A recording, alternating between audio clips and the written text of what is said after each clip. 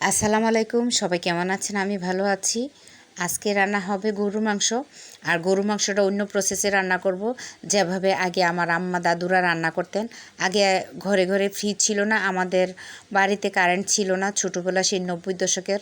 তখন দেখতাম কুরবানির সময় মাংস এইভাবে প্রসেস করে রেখে দিত, সিদ্ধ করে ভেজে তারপরে একটু রোদে শুকিয়ে আবার নষ্ট হওয়ার ভয়ে আবার নামিয়ে ভেজে ভেজে পাতিলে করে রেখে দিত, তারপর রান্না করতো।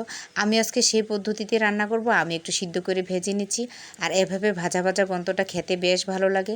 আমি তো এখনই পাগল হয়ে যাচ্ছি, গন্ধটা নাকে আসছে আর আম্মার কথাও মনে পড়ছে। এখন আমি একটু ছেঁচে নিব। এটা তো আজকের মাংস, আজকে সিদ্ধ করলাম, ভাজলাম, আজকে রান্না করলাম।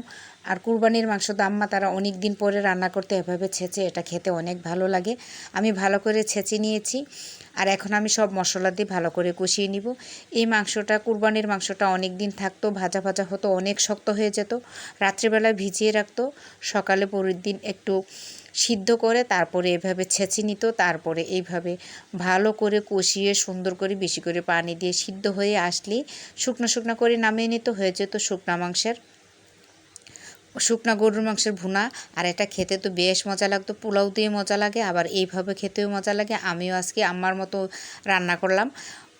এই রান্নাটা খেতে আমার খুব ইচ্ছে করছিল, তাই সাথে ছিল ঢেঁড়স ভর্তা একটু সবুজ সবুজ করে একটু সরিষার তেল দিয়ে বানিয়েছি। আর এই ঢেঁড়স ভর্তাটাও আমার গরম ভাতের সাথে খেতে অনেক ভালো লাগে। ছিল আমডাল খেতে তো অন্যরকম ভালো লাগে এই গরমের মধ্যে।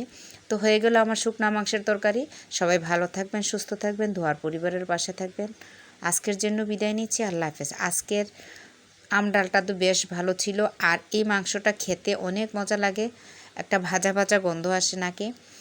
আর সাথে দিয়েছিলাম আস্ত রসুন। এই তো, ভালো থাকবেন।